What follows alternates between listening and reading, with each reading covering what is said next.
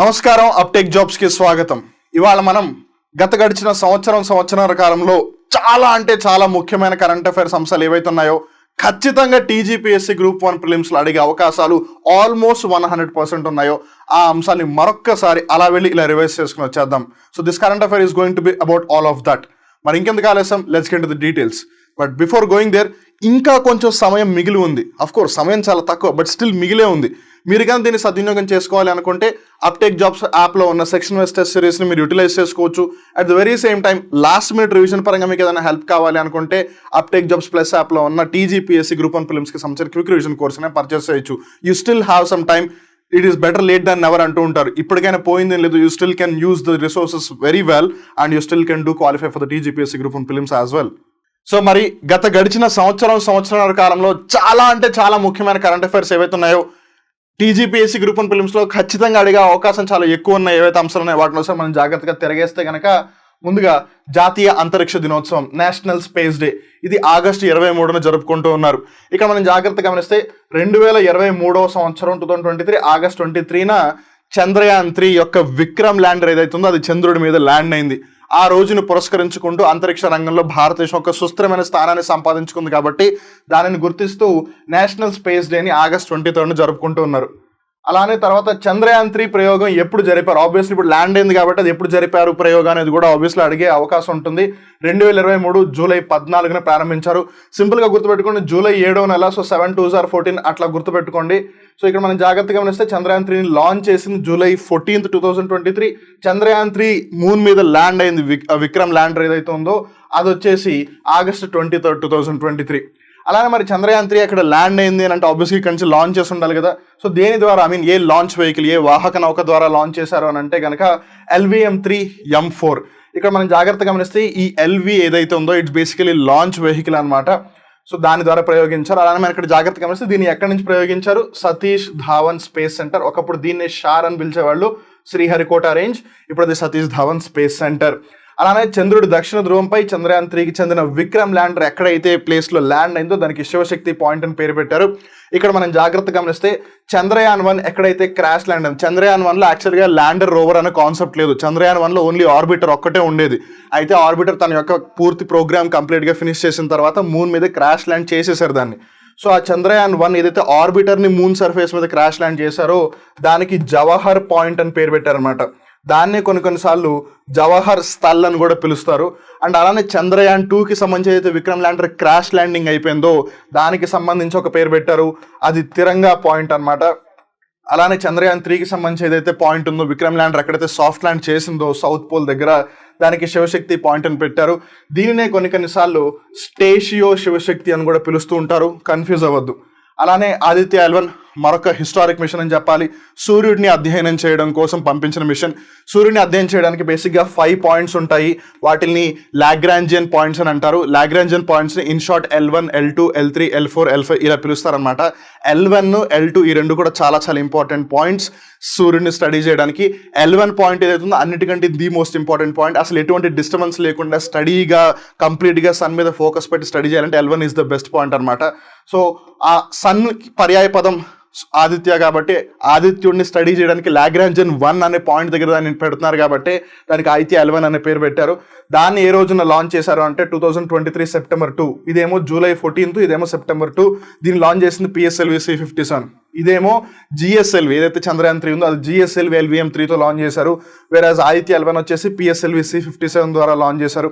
అలానే ఇంకో ముఖ్యమైన ఇక్కడ మనం జాగ్రత్తగా గమనిస్తే అథ్లెటిక్స్కి సంబంధించి వరల్డ్ అథ్లెటిక్స్ ఛాంపియన్షిప్ 2023. బికాస్ ఇక్కడ మనం జాగ్రత్తగా గమనిస్తే ఇందులో 4x400 మీటర్స్ రిలే ఏదైతే ఉందో అందులో ఇండియా ఫైనల్స్కి వెళ్ళింది for the very first time.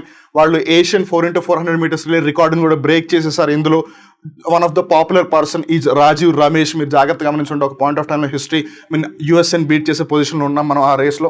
So because of which it gain too much of prominence. అలానే నీరజ్ చోప్రా గారు అవ్వచ్చు, లేదు అశోక్ జైనా గారు అవ్వచ్చు, ఇలా చాలా మంది ఇన్వాల్వ్ అయి ఉన్నారు కాబట్టి this become sort of important. ఇది ఎప్పుడు జరిగిందంటే ఆగస్ట్ 19 నుంచి 27వ తారీఖు వరకు. ఎక్కడ జరిగింది అని అంటే కనుక హంగేరీ దేశం యొక్క రాజధాని అయిన బుడాపెస్ట్లో. Hungary capital is Budapest. అక్కడ వాళ్ళు ఏదైతే నేషనల్ స్పోర్ట్స్ ఎరీనా కాంప్లెక్స్ ఉందో అక్కడ 2023కి సంబంధించి వరల్డ్ అథ్లెటిక్స్ ఛాంపియన్షిప్ని కండక్ట్ చేశారు. అలానే ఇక్కడ మనం జాగ్రత్తగా గమనిస్తే బ్రిక్స్ ఇంటర్నేషనల్ రిలేషన్స్కి సంబంధించి one of the most important. Brazil, Russia, India, China, south Africa. ఇప్పుడు అది ఆబ్వియస్లీ BRICS+5 అయిపోయింది. సో ఆబ్వియస్లీ ఈ 5కి సంబంధించి యాక్చువల్గా వాళ్ళు 6 కంట్రీస్కి ఇన్వైట్ చేశారు. లాస్ట్ మినిట్లో అర్జెంటీనా హ్యాండ్ ఇచ్చేసింది. సో 6 కంట్రీస్ని ఇన్వైట్ చేయాలి అని చెప్పి వాళ్ళు ఏదైతే బ్రిక్స్ యొక్క 15th సమ్మిట్ జరిగిందో 2023 సంవత్సరంలో దక్షిణాఫ్రికాలోని జోహనెస్బర్గ్ అనే ప్రాంతంలో, అక్కడ వాళ్ళు డెసిజన్ తీసుకున్నారు. అలానే జనవరి 1, 2024 నుంచి ఆ ఏవైతే కంట్రీస్కి UAE అవ్వచ్చు, సౌదీ అరేబియా అవ్వచ్చు, ఈజిప్ట్ అవ్వచ్చు, ఇథియోపియా అవ్వచ్చు, ఇరాన్ అవ్వచ్చు, ఈ 5 దేశాలు జాయిన్ అయిపోయాయి. బట్ అర్జెంటీనా జాయిన్ అవ్వలేదు, ద 6th కంట్రీ. బట్ ఏదైనా మిగిలిన 5 కంట్రీస్ వచ్చేసాయి కాబట్టి నౌ ఇట్స్ BRICS+5 అనమాట. జాగ్రత్త గుర్తుపెట్టుకోండి. సో దానికి సంబంధించిన నిర్ణయం ఎక్కడ తీసుకున్నారని అడిగే అవకాశం ఉంటుంది. దక్షిణాఫ్రికాలోని జోహనెస్బర్గ్లో తీసుకున్నారు. దానికి సంబంధించిన సమావేశం ఎప్పుడు జరిగింది? ఆగస్టు 22, 2024లో. తర్వాత మనం జాగ్రత్తగా గమనిస్తే 2023 సంవత్సరంలో ఇండియా G20 ప్రెసిడెన్సీ అధ్యక్షత వహించింది. సో దానికి సంబంధించి మనం one of the major thing గమనిస్తే కనుక ఆఫ్రికన్ యూనియన్ ఏదైతే ఉందో దాన్ని G20లో ఒక పర్మనెంట్ మెంబర్గా స్థానం కల్పించారు. So now G20 is no more G20, rather it's G21. ఎందుకు?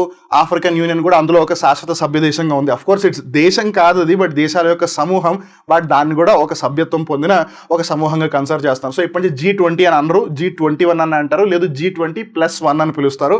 సో మనం ఇక్కడ ఆ ప్రెసిడెన్సీల పరంగా చూస్తే కనుక 2023లో జరిగింది 18th edition of the G20. India presidency వహించింది.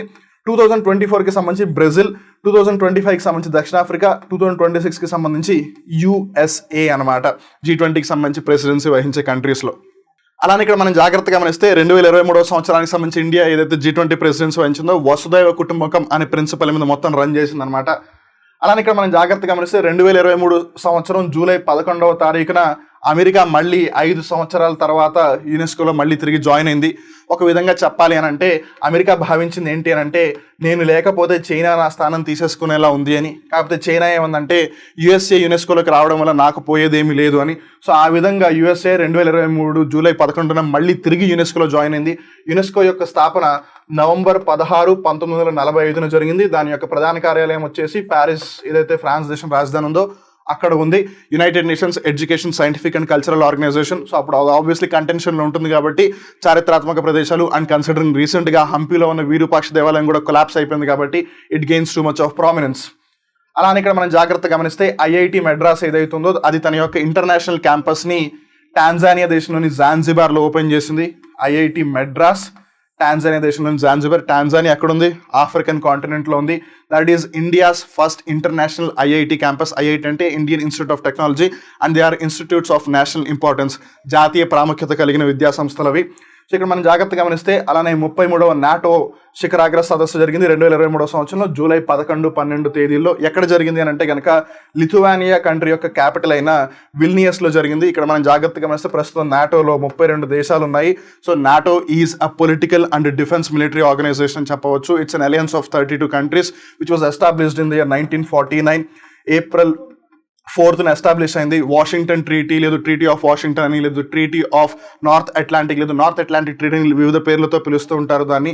ఏది ఏమైనా సరే 32nd కంట్రీ ఏది అని అంటే స్వీడన్ అని చెప్పొచ్చు. That brings us then these are the very very essential. ఖచ్చితంగా వీటి నుంచి ప్రశ్న అడిగే అవకాశం చాలా చాలా ఎక్కువగా ఉంటుంది. So please do revise these things.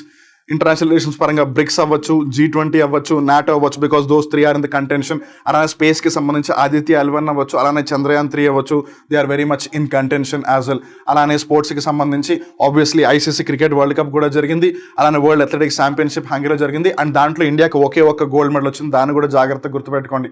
ఏది ఏమైనా సరే that brings us to the end of today's current affair. We'll again meet in a new episode. Till then keep watching Uptech Jobs and keep updating yourself.